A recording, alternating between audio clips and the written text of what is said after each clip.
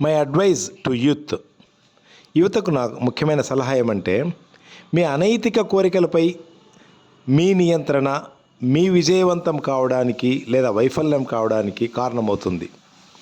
Social media విజయానికి గొప్ప ఆటంకం అవుతూ ఉంది. కానీ ఇదే సోషల్ మీడియాను ఉపయోగించుకొని చాలామంది విజయం సాధిస్తున్నారు. సో అనవసరమైనవన్నీ ఈ సోషల్ మీడియాలో చూస్తూ మీ మెదడును నాశనం చేసుకుంటున్నారు కొంతమంది. మరికొంతమంది ఒంటె నీళ్లు తాగినట్లు మద్యం తాగడం చేస్తున్నారు. వారి యొక్క ఇంద్రియాలను కోల్పోతున్నారు, మూర్ఖుడిగా ప్రవర్తిస్తున్నారు, అధ్వానంగా వారి జీవితం తయారు చేసుకుంటున్నారు. మీరు కొన్ని ఆశయాలు పెట్టుకోండి, అవి చాలా ఉన్నతంగా ఉండండి. మీకంటే తెలివైన వారు ఎవరైనా కనిపిస్తే వారితో కలిసి పనిచేయండి, పోటీ పడకండి. మీ సమస్యలను పంచుకోవడానికి ఎవ్వరూ రారు. మీ జీవితం 100% మీ బాధ్యతే. మిమ్మల్ని ఎగతాళి చేసి కామెంట్ చేసే జోకర్లు ఉంటారు, వాళ్ళ గురించి పట్టించుకోకండి.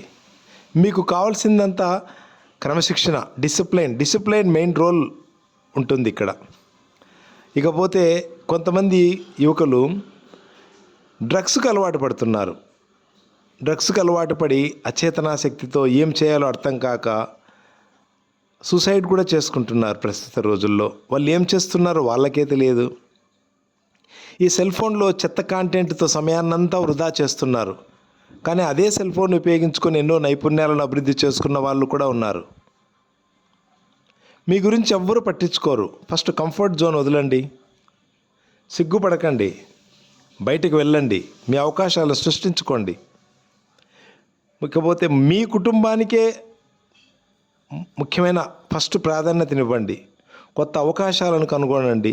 మరియు మీ ముందున్న వ్యక్తులను గురించి తెలుసుకోండి. ఎవరిని నమ్మద్దు, మిమ్మల్ని మీరు నమ్మండి, అద్భుతాలు సృష్టించండి. కఠోర శ్రమ మరియు సంకల్పము మిమ్మల్ని ఏదైనా సాధించేలా చేయగలవు. లైఫ్ అనేది సింగిల్ ప్లేయర్ గేమ్. జీవితం అనేది పూలపాట కాదు. జీవితంలో నిరాశ, బలహీనంగా భావించే మార్గాలు ఉంటాయి. సో మిమ్మల్ని మీరు ఒక దృఢమైన శక్తిగా ఎదిగి అన్ని సమస్యలను ఎదుర్కొనేలా తయారు కండి. అందరికీ నీలాంటి హృదయం ఉండదు. మీరు వారితో ఉన్నట్లుగా అందరూ మీతో నిజాయితీగా ఉండరు. మిమ్మల్ని వారి లాభం కోసం ఉపయోగించుకునే వ్యక్తులు ఉంటారు. మీరు అది ఐడెంటిఫై చేయాలి.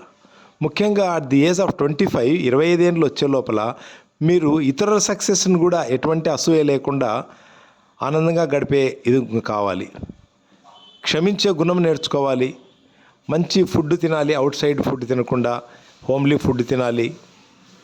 మీ యొక్క లిజనింగ్ స్కిల్స్ని డెవలప్ చేసుకోవాలి. కొత్త విషయాలు తెలుసుకోవడానికి స్పెండ్ చేయాలి టైంని. బుక్స్ బాగా చదవాలా. అందరి మీద లవ్ అండ్ అఫెక్షన్ చూపించాలి. గ్యాసిప్స్ కోసం టైం వేస్ట్ చేయకూడదు. హానెస్ట్గా మాట్లాడడం నేర్చుకోవాలి.